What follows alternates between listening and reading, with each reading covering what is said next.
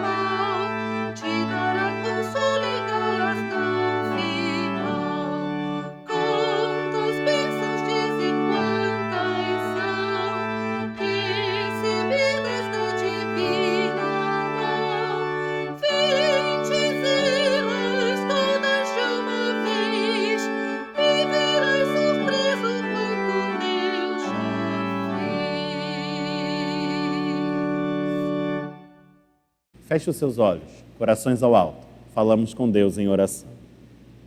Senhor Deus, és maravilhoso, és tremendo, és o Deus único e verdadeiro e santo, santo, santo é o teu nome. Em majestade e glória, reinas soberanamente, num trono que estabeleceste nas alturas e que perdura de eternidade a eternidade, pois o teu reino jamais terá fim. Mas a despeito de toda a tua grandeza e majestade, és também Deus amoroso e misericordioso e te fazes atento a tudo aquilo que toca as nossas vidas. Ainda que diminutos sejamos aos teus olhos, somos valorosos, assim cremos, pois com um amor cuja grandeza e intensidade não se pode medir, tu tens cuidado de nós. Tuas muitas bênçãos têm sido derramadas sobre as nossas vidas copiosamente. E por tudo isto te somos gratos, bendizendo e exaltando o teu nome, ó Deus de toda graça, de toda providência, Deus abençoador. Rogamos-te que recebas a adoração e o louvor que te ensejamos, pois tudo fazemos na mediação do Cristo que é Jesus, teu Filho e nosso bendito Senhor. Amém. Eu convido você a abrir comigo a sua Bíblia, estamos abrindo juntos no Antigo Testamento, no livro dos Salmos, para a leitura do Salmo de número 17, Salmo de Davi, salmo indicado pelo lecionário cristão para este 32º domingo do tempo chamado comum. Estamos no Antigo Testamento, nós estamos no livro dos Salmos, nós estamos no Salmo de número 17 e vamos fazer a sua leitura completa. Acompanhe na sua Bíblia a leitura desta passagem da Escritura, desta porção do Saltério, que fala assim: Ouve, Senhor, a causa justa, atende ao meu clamor, dá ouvidos à minha oração, que procede de lábios não fraudulentos.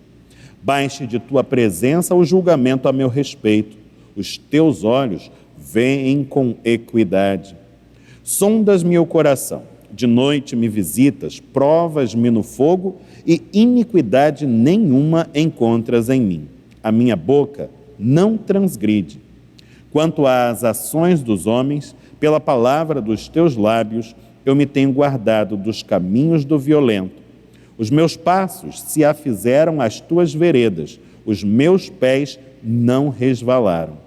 Eu te invoco, ó Deus, pois tu me respondes. Inclina-me os ouvidos e acode às minhas palavras. Mostra as maravilhas da tua bondade, ó Salvador, dos que à tua destra buscam refúgio, dos que se levantam contra eles. Guarda-me como a menina dos olhos, esconde-me à sombra das tuas asas, dos perversos que me oprimem, inimigos que me assediam de morte. Insensíveis cerram o coração, falam com lábios insolentes, andam agora cercando os nossos passos e fixam em nós os olhos para nos deitar por terra. Parecem-se com o leão, ávido por sua presa, ou o leãozinho que espreita de emboscada.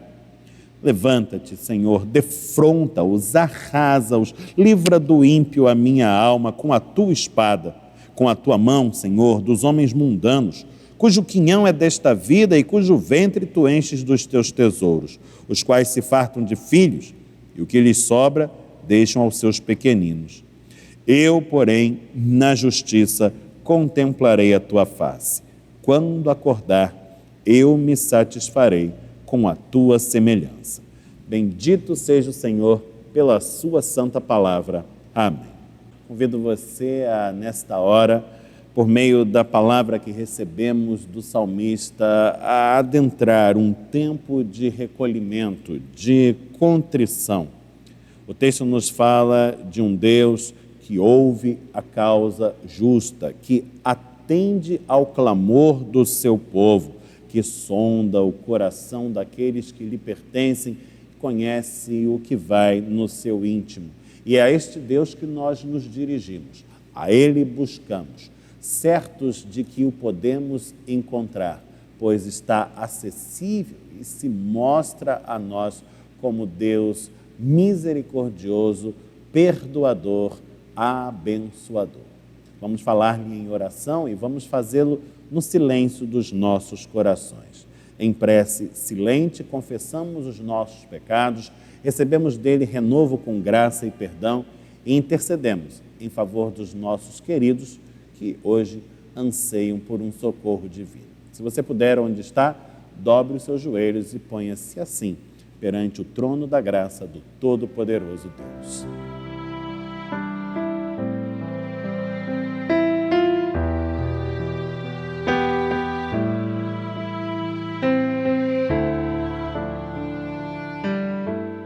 Senhor Deus, és benigno, misericordioso, perdoador, e a tua graça é a causa de não nos vermos perdidos e consumidos em nossos próprios descaminhos.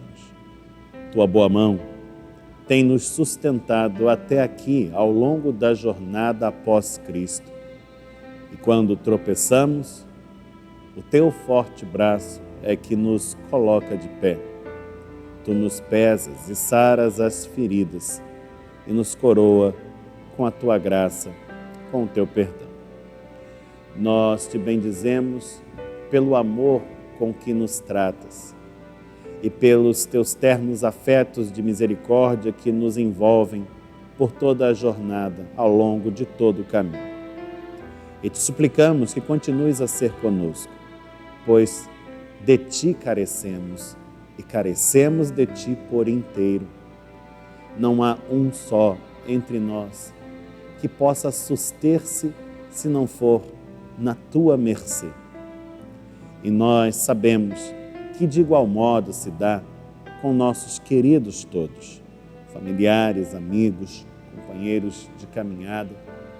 Por isto, Senhor, colocamos as suas vidas nas tuas mãos, rogando-te o renovo da graça divina sobre todos aqueles que são caros aos nossos corações e que em pensamento, nesta hora, elevamos a ti em oração. Mostra-lhes o teu favor e nós muito nos alegraremos em ti, exaltando-te e bendizendo-te não apenas com os nossos lábios e as palavras que por eles correm, mas sobretudo com a dedicação de nossas próprias vidas, da inteireza de nosso ser, à tua glória, à causa do reino que é teu. Permite-nos, portanto, Senhor, viver para exaltar-te e para o testemunho daquilo que fazes nas vidas daqueles que te pertencem. No agir do Espírito Santo, oramos em nome de Jesus. Amém. Amou-me com seu imenso amor, amou-me. Assim declara o coro Aidéia Moraes. E assim declaramos nós, pelas vozes do coral. Composição de Tom Fettig, na direção geral da maestrina Helen Heisley, com acompanhamento da pianista e organista Gisele Santana e ainda a edição em vídeo do nosso irmão Daniel Schmidt. Ouçamos o coro em espírito de oração.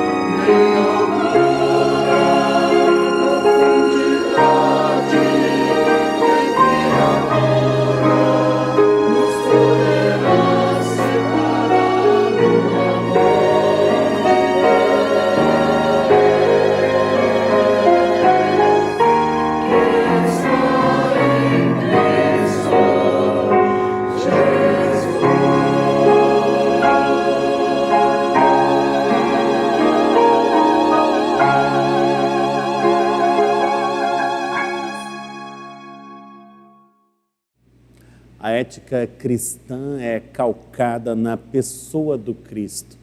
Somos, como diria o apóstolo Paulo, imitadores de Cristo. Ele é o ser humano por excelência e o modelo em que devemos espelhar a nossa própria conduta. E quando olhamos para Cristo, vemos a dedicação que faz da inteireza de seu ser à causa do reino de Deus, ao desígnio divino, à vontade do Pai Celestial, à missão que Deus lhe confiou. Este é o caminho trilhado também por nós. Nossas vidas estão empenhadas a serviço do Rei. E o ato do ofertório é uma dentre as muitas oportunidades que Deus mesmo nos dá de expressarmos esta dedicação e este compromisso vitalício de serviço que temos para com o Evangelho. Você pode utilizar-se para participar deste ato dos meios eletrônicos e digitais disponíveis a este fim. Nesta hora, você encontra na sua tela os dados da nossa conta corrente para que faça o seu depósito, a sua transferência, o seu Pix, da maneira mais prática e segura e possa assim encaminhar os seus dízimos e ofertas aos cuidados da igreja. Participe e seja uma bênção na vida da igreja, a fim de que ela continue a ser uma bênção na vida de muitos também. Vamos orar e pedir a bênção e a consagração do Todo-Poderoso sobre estes recursos. Senhor Deus, tudo vem de Ti. Das Tuas mãos temos recolhido o nosso sustento, dia após dia. E é com superabundante graça que tens nos abençoado, de maneira que nada nos falta e ainda podemos nos fazer partícipes deste mover, do ato do ofertório, ajudando a igreja a continuar avançando nesse seu propósito de servir-te em missão santa nesse mundo, levando adiante a mensagem do Evangelho, que fala do amor de Deus pelos homens e fazendo inclusive com gestos bastante concretos de amor. Nós te bendizemos pela vida de cada ofertante e suplicamos-te, ó Deus, o renovo das tuas bênçãos sobre os mesmos, para que nada jamais lhes falte e para que gozem sempre de um coração voluntarioso e servil. Pedimos-te ainda que consagres com o teu poder os dízimos e as ofertas do teu povo, para que sob os cuidados da igreja prosperem e permitam a causa do teu reino continuar avançando. Aqui no bairro de Copacabana, onde nos colocaste e aonde mais nos dirigir o teu Espírito. Esta é a nossa oração e nós oramos no nome santo de Jesus Cristo, o Salvador. Amém. A dedicação de Jesus à causa do reino de Deus foi integral, de maneira que deu o seu próprio sangue e entregou a sua própria vida a fim de nos salvar. Este é o exemplo de Cristo e por ele marchamos, qual igreja militante. Igreja militante é o título do cântico de número 300 do Hinário Novo Cântico, que entoamos dirigidos pela maestrina Helen Heinzle e acompanhados pela pianista e organista Gisele Santana. Cantemos.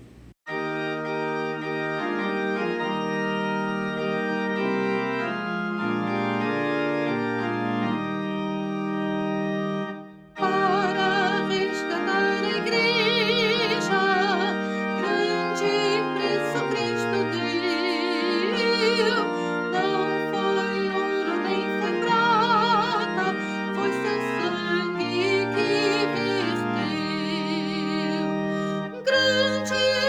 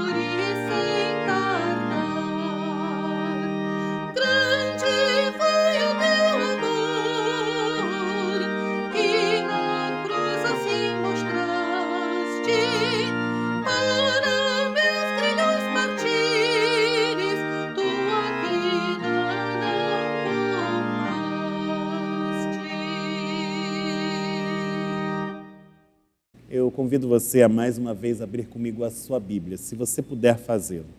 Nós vamos abrir juntos no Antigo Testamento, no livro do Gênesis, no capítulo de número 22, onde leremos desde o versículo número 1 ao versículo de número 14. Estamos no livro do Gênesis, o primeiro livro da Bíblia, o primeiro dos livros de Moisés. Vamos abrir juntos em Gênesis no capítulo 22. E vamos ler em Gênesis 22, desde o versículo 1 ao versículo de número 14. Acompanhe na sua Bíblia a leitura que fazemos dessa passagem da Escritura que nos conta assim. Depois dessas coisas, pôs Deus a Abraão à prova. Ele disse: Abraão, este lhe respondeu: eis-me aqui. Acrescentou Deus: toma teu filho, teu único filho, Isaque, a quem amas, e vai-te à terra de Moriá. Oferece-o ali em holocausto sobre um dos montes que eu te mostrarei.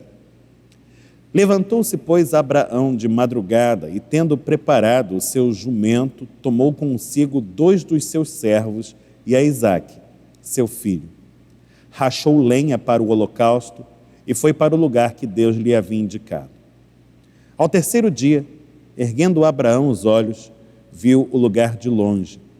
Então disse a seus servos: esperai aqui com o jumento, eu e o rapaz iremos até lá, e havendo adorado, voltaremos para junto de vós. Tomou Abraão a lenha do holocausto e a colocou sobre Isaque, seu filho.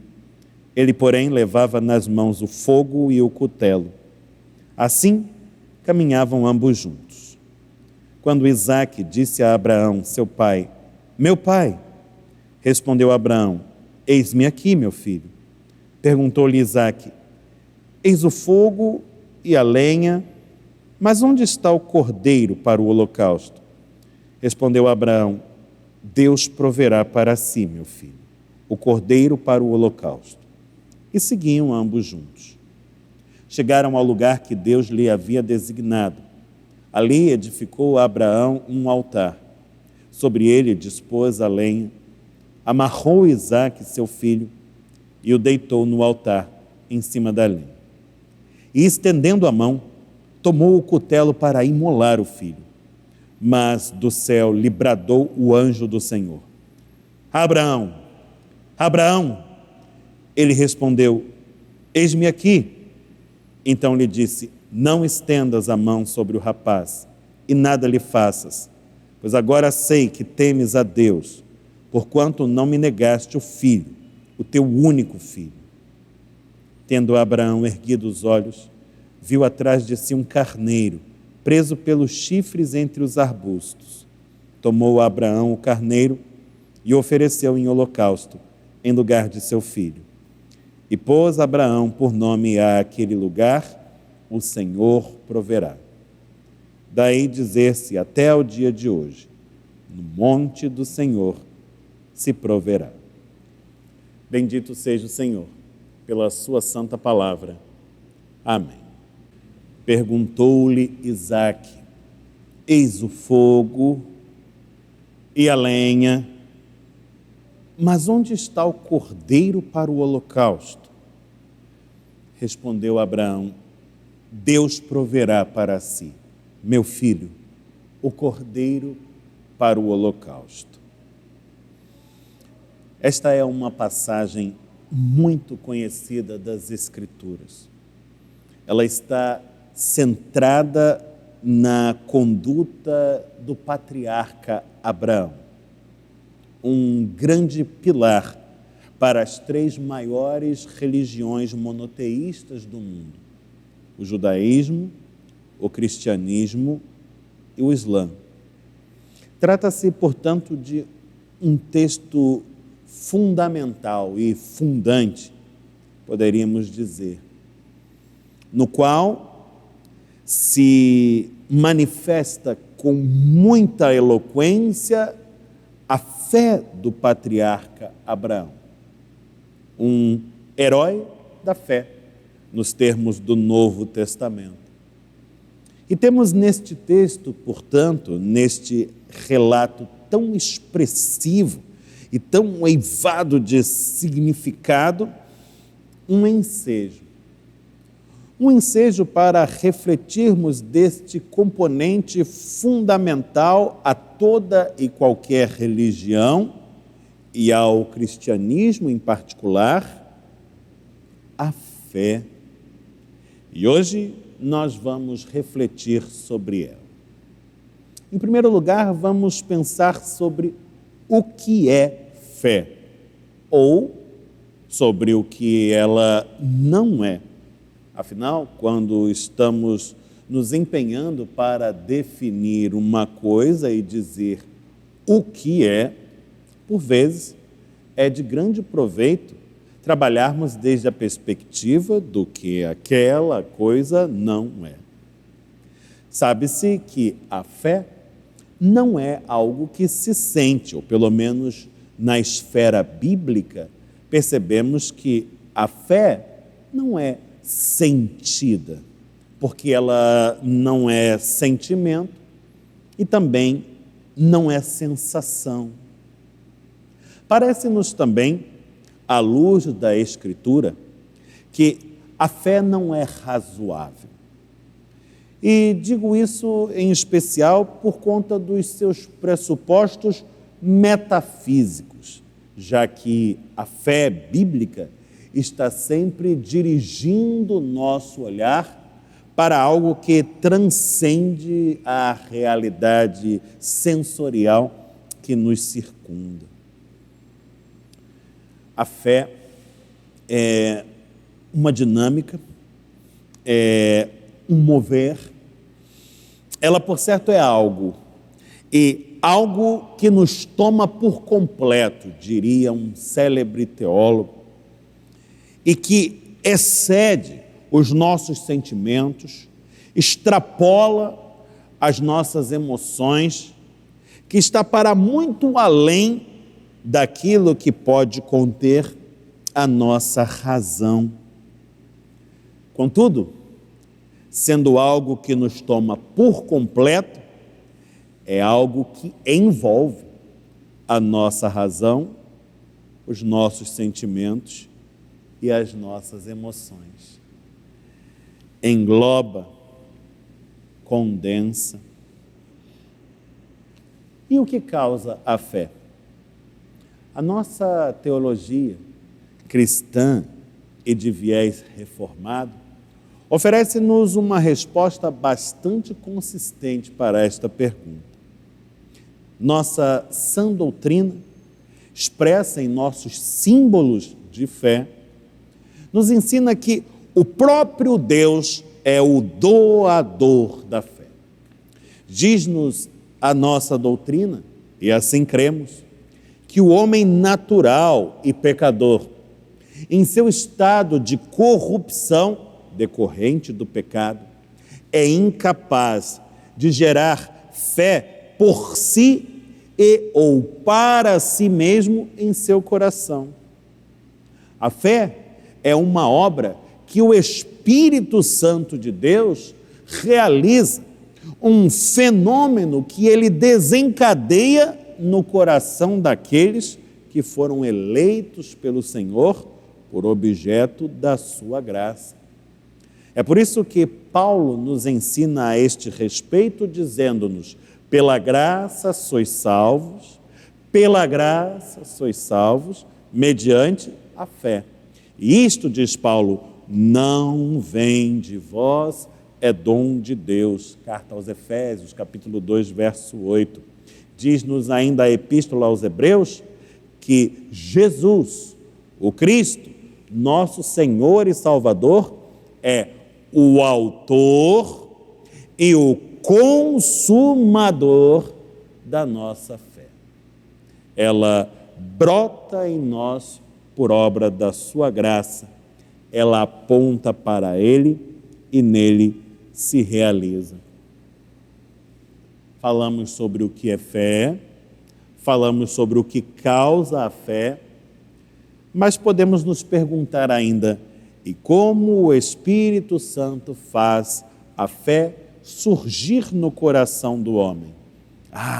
Acerca disto, nossa sã doutrina também nos oferece resposta consistente.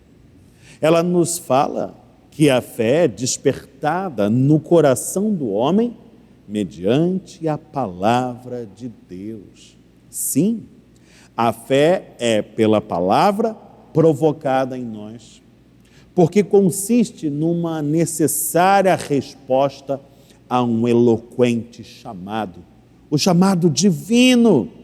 Sim, o simples fato de darmos ouvidos à voz do Todo-Poderoso já é, em si, um milagre.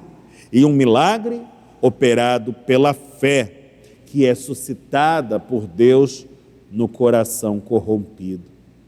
Acerca disto, ensina-nos também o apóstolo Paulo, agora na carta aos Romanos, capítulo 10, verso 17, dizendo-nos: a fé vem pela pregação, e a pregação pela palavra de Cristo.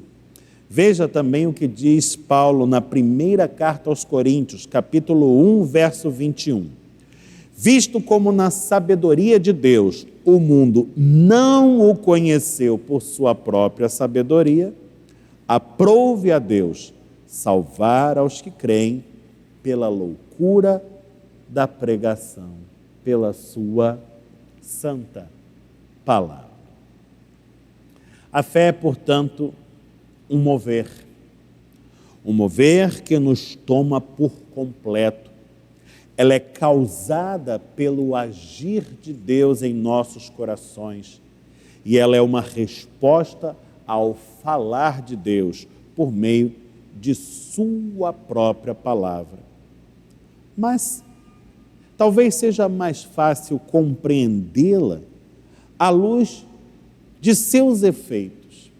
E é a partir daí que convido você a meditarmos juntos neste tema, que nos enseja o texto lido acerca de tão decisivo episódio experimentado pelo patriarca Abraão. Vamos meditar sobre a ação da fé no coração do homem, sobre os seus efeitos em nossos corações. A primeira coisa que quero apreciar é o fato de que a fé suscita em nós esperança. Esperança nas promessas de Deus. Guarde isto. A fé suscita em nós esperança nas promessas de Deus. Olhemos para a palavra do Senhor. Facilmente verificamos que tal palavra constitui-se para nós essencialmente de promessas. Promessas de Deus. E promessas são como que sinais, como que placas que apontam para coisas que nós não vemos, coisas que vamos esperar, porém, fatos que se não veem, como diria o autor da carta aos Hebreus. Sendo a fé uma resposta à palavra de Deus, ela é também, consequente, necessariamente, uma resposta às suas divinas promessas. Sim, a fé move o homem em resposta às promessas divinas por meio da crença de que elas se concretizarão, por meio da esperança naquilo para que elas apontam. Estando as promessas vinculadas a coisas que se esperam, o nosso ato de crer, por sua vez, está necessariamente vinculado à nossa atitude de espera, à nossa esperança. E, de fato, se olharmos para a realidade do Novo Testamento, da qual promana todo o cristianismo, fé e esperança chegam a ser termos correlatos. A célebre afirmação de Hebreus 11:1 registra: ora, a fé é a certeza de coisas que se esperam daquilo que é objeto da esperança. Ou seja, o primeiro efeito que destacamos do resultado da ação da fé no coração do homem é que ela faz brotar em nós uma viva esperança nas promessas de Deus. A relação de fé do patriarca Abraão para com Deus inicia-se justamente com uma palavra, uma promessa divina e uma crença que ele deposita nesta mesma palavra, nesta mesma promessa. Diz Hebreus 11:8, pela fé, Abraão, quando foi chamado, obedeceu, a fim de ir para um lugar que devia receber por herança, e partiu sem saber aonde ia. Coisas que se esperam, fatos que se não veem. Diz ainda Romanos 4, 18 a 20, Abraão, esperando, mesmo contra a esperança, creu, para vir a ser pai de muitas nações, e não duvidou da promessa de Deus. Gênesis 22, 8, texto que acabamos de ler. Respondeu Abraão ao seu filho Isaque, Deus proverá para si, meu filho, o cordeiro para o holocausto. Esperança. Esperança nas promessas de Deus. Primeiro efeito da ação da fé em nossos corações.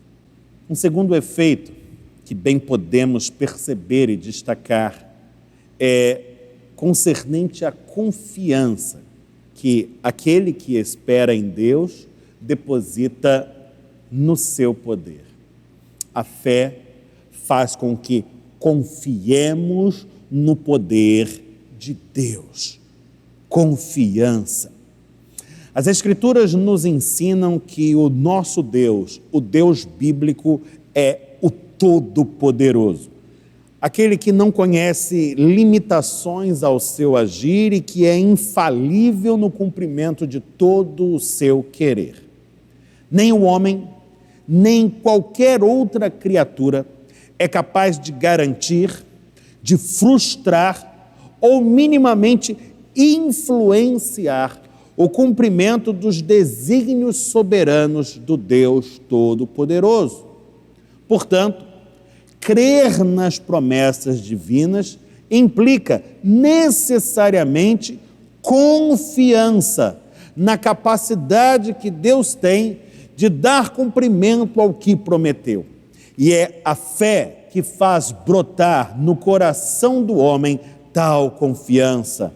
A fé faz com que confiemos no poder do Deus que é todo-poderoso.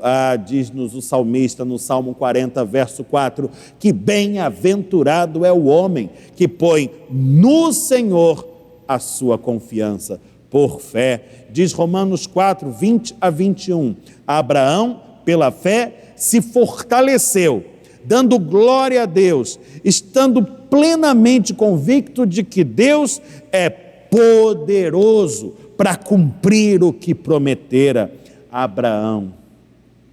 O patriarca, homem falível como eu e você, quis assegurar, pelos seus próprios meios, o cumprimento das promessas de Deus. Afinal, contra tudo o que era razoável e contra toda a probabilidade, Deus prometera a Abraão, já tão avançado em dias, ser pai de uma grande nação. E como haveria Deus de realizar isto que lhe parecia impossível? Bom, foi assim que evocou por artifício a figura de Eliezer e posteriormente de Ismael. Mas nem Eliezer, nem Ismael correspondiam ao plano divino para Abraão e para sua esposa Sara. Foi necessária uma experiência absolutamente ímpar e transformadora com Deus para que Abraão pudesse experimentar a confiança que pela fé o crente deposita no poder do Todo-Poderoso. Sim, porque conforme lemos e conforme declara a carta aos Hebreus, capítulo 11, 17 a 19, pela fé, Abraão, quando foi posto à prova, ofereceu a Isaque, o seu único filho. Estava mesmo para sacrificar o seu unigênito, porque pela fé, Abraão considerou que Deus era suficientemente poderoso, até mesmo para ressuscitá-lo dentre os mortos. Aleluia. A fé suscita em nossos corações esperança nas promessas de Deus. A fé desencadeia em nós uma firme confiança no poder de Deus. Mas isto tudo faz convergir-nos a uma atitude de obediência à palavra de Deus. E este é o terceiro efeito do agir da fé em nossos corações que gostaria de destacar nesta hora.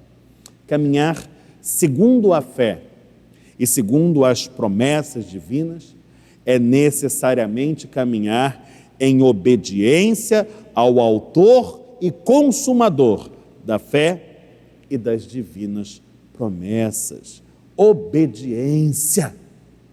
Mas veja, os caminhos da fé não são fáceis, porque não são razoáveis. E, em verdade, lhe digo que é difícil trilhá-los. Além disso, ao homem natural, pecador e corrompido, é impossível prestar a devida obediência aos desígnios divinos, visto que a sua natureza pecaminosa e corrompida é rebelde e decididamente inclinada para o mal.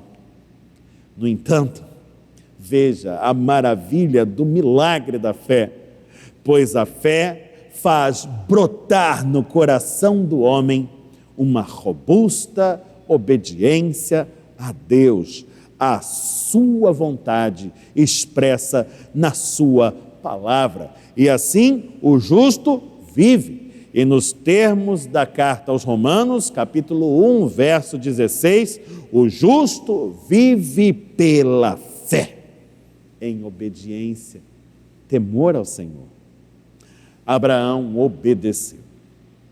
Obedeceu silenciosamente ao chamado e à ordenança divina, ainda que esta contrariasse tremendamente toda a razão. Deus lhe disse, Gênesis 22, 1 a 4, Abraão, toma teu filho, teu único filho, Isaque, o filho a quem amas, e vai-te à terra de Moriá. Oferece-o ali em holocausto sobre um dos montes que te mostrarei. Levantou-se, pois, Abraão de madrugada e foi para o lugar que Deus lhe havia indicado. E ao terceiro dia, erguendo Abraão os olhos, via o lugar de longe.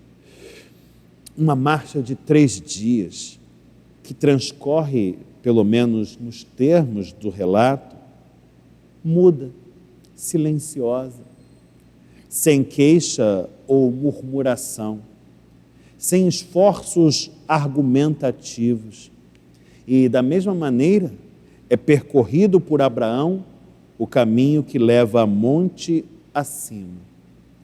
Abraão tem nas mãos o cutelo e, manejando o cutelo, não hesita, porque a fé de Abraão não está alicerçada nas circunstâncias, nem tampouco em Isaque, pois tudo isto é efemeridade, é transitório. A fé de Abraão está posta em Deus, que é eterno, e cuja palavra é de eternidade a eternidade, e jamais passará.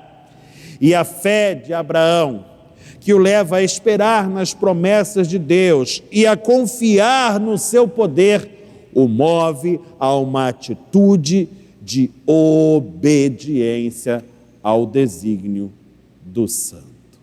Tomamos conhecimento dos caminhos da fé, das sendas da esperança. Caminhos que levam para onde? Perguntaríamos por fim. Esperar nas promessas de Deus, confiar somente nele, cumprir a vontade divina prestando-lhe obediência. Aonde nos leva este caminho? Para onde nos dirige esse mover? O exame franco da vida de Abraão até o sacrifício de Isaque dificilmente nos permitirá dizer, de forma racional, que o patriarca alcançou alguma grande vitória. Na verdade, olhamos para ele e ficamos com a impressão de que trata-se de um homem flagelado por desígnios nada razoáveis de um Deus caprichoso.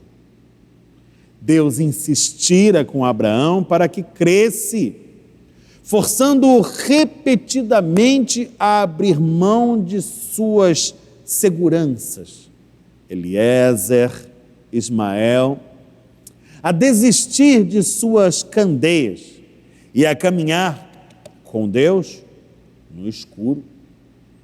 Sim, agora que em Isaque uma luz parecia ter surgido na vida do patriarca, o próprio Deus surge e exige que essa candeia seja apagada. Isso é incompreensível, parece loucura do ponto de vista humano. Mas não se assuste, nem se espante, não se atemorize. Os caminhos da fé não são razoáveis realmente, e somente se explicam pela fé mesmo. Pois é tão somente pela fé que somos capazes de enxergar a pujante vitória de Abraão, o patriarca da nação de Israel, de Abraão e de cada um de nós. E nesse ponto, evoco por ilustrativa que me parece, a chamada parábola da cebola. Conta-nos a parábola que certo homem começou a tarefa de descascar uma cebola, algo que nunca havia feito. Removeu a primeira casca cuidadosamente, então descobriu que havia outra debaixo.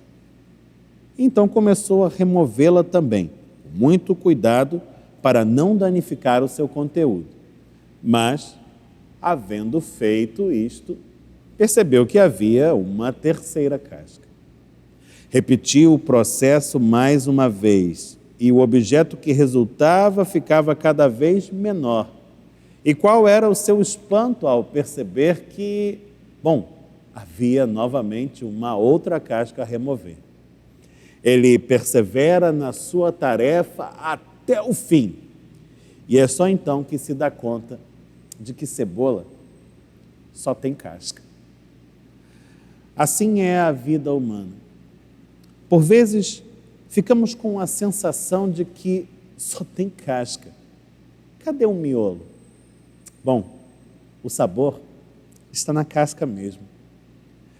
Diz-nos o apóstolo Paulo, homem de fé, de esperança, de confiança e obediência a Deus.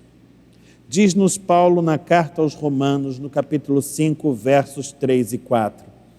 Nós, os crentes, a igreja, nós nos gloriamos. E nos gloriamos nas próprias tribulações que a vida vai nos impondo, sabendo que a tribulação produz perseverança, a perseverança produz experiência, a experiência produz esperança, e a esperança é a própria fé posta em exercício. Mais de uma vez, Abraão quis se assegurar de ter em mãos miolos. Não havia entendido que a vida é casca. e teve de abrir mão de cada um deles: Eliezer, Ismael, Isaque. Por fim, Abraão entregou tudo, ficou sem nada nas mãos. E foi só então que ganhou tudo em plenitude. Diz-nos o Senhor, Lucas 9, 24, quem quiser salvar a sua vida, perdê-la-á. Mas quem abrir mão da própria vida, da inteireza do ser, por minha causa, este é quem a salvará. Diz-nos a carta aos Hebreus, capítulo 11, pela fé, Abel ofereceu um sacrifício mais excelente que Caim. Pela fé, Enoque foi trasladado para não ver a morte. Pela fé, Noé foi instruído por Deus acerca de acontecimentos que ainda não se viam e montou uma arca para salvar a sua casa. Pela fé, Abraão, quando chamado, obedeceu e partiu sem saber sequer aonde ia. Todos estes morreram na fé, sem ter obtido as promessas, vendo-as, porém, de longe e saudando-as, e por isso Deus não se envergonha deles, de ser chamado o seu Deus, porquanto lhes preparou uma gloriosa cidade. E para ela rumamos nós que somos movidos e impulsionados pela fé, e pela fé vivemos, esperando nas promessas divinas, confiando no seu poder para bem cumpri-las e obedecendo a todo o seu desígnio, a todo o seu querer expresso na sua santa palavra. Vivamos, portanto, por fé, com olhos fitos na gloriosa morada celestial a que nos dirigimos, e que Ele assim nos abençoe. Em o nome do Senhor Jesus, no poder do Espírito Santo. Amém. Nosso querido irmão, pastor reverendo Euler Cleiton Gomes da Silva, que coopera conosco em nossos trabalhos, tem também uma palavra para abençoar a igreja. Ele nos fala da parte do Deus vivo e nós vamos ouvir com vivo interesse o que diz o ministro. Graça e paz da parte do nosso Senhor e Salvador Jesus Cristo.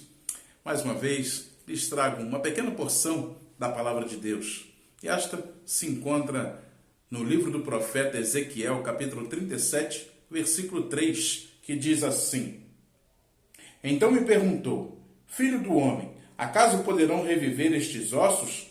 Respondi, Senhor Deus, tu o sabes. Esse texto do profeta é muito conhecido como o Vale dos Ossos Secos e vai contar a história de o profeta estar num lugar onde havia uma série de ossos já ressequidos pelo tempo que estavam lá. E Deus agora está perguntando ao profeta, você acredita que esses ossos podem tornarem a ser humanos? E o profeta responde sabiamente, tu o sabes, Senhor.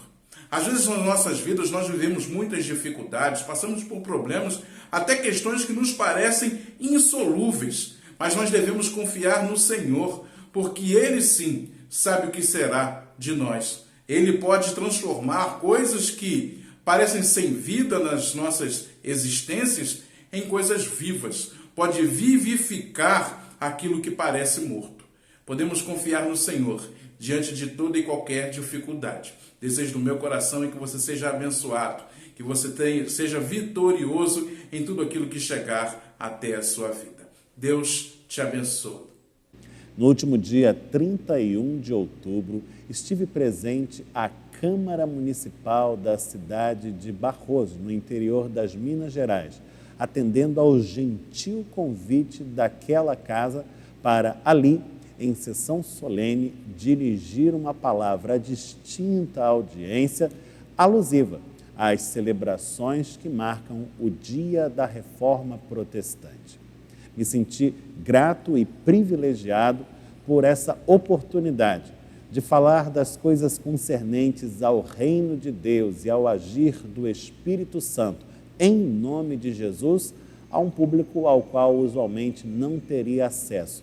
E louvo ao Senhor por haver tocado o coração dos dirigentes daquela instituição a fim de nos possibilitar um momento singular assim.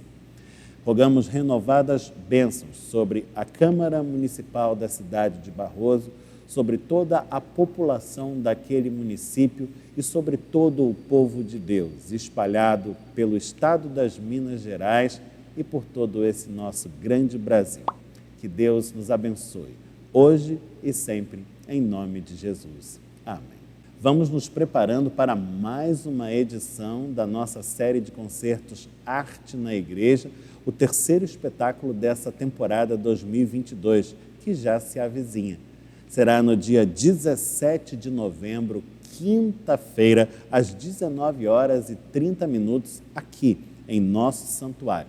Vamos receber dois importantes grupos corais, o Coro de Câmara da Associação de Canto Coral do Rio de Janeiro e o Madrigal da Associação de Canto Coral do Rio de Janeiro, oferecendo-nos um repertório muito rico e diversificado, com ênfase na música de produção nacional brasileira, uma ampla mostra daquilo que é possível fazer na prática do canto coral. Suas múltiplas abordagens, seus variados estilos, será uma grande oportunidade para desfrutarmos de momentos de enlevo estético e também espiritual, por que não?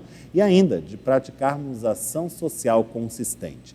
À porta, estaremos arrecadando donativos e todos os alimentos que recolhermos serão destinados a instituições beneficentes apoiadas pela Igreja.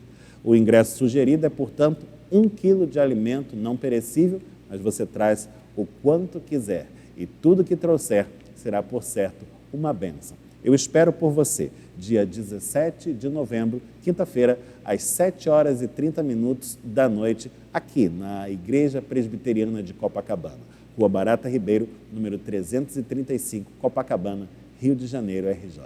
Vem estar conosco, será uma bênção. Chegamos ao final desta celebração e eu convido você a orarmos juntos como aprendemos de Jesus. Vamos fazer a prece do Pai Nosso e receber a bênção de Deus, que há de permanecer sobre o povo que é seu. Olhos fechados, corações ao alto, dizemos juntos assim: Pai nosso que estás nos céus, santificado seja o teu nome. Venha o teu reino, seja feita a tua vontade, assim na terra como no céu. O pão nosso de cada dia nos dá hoje.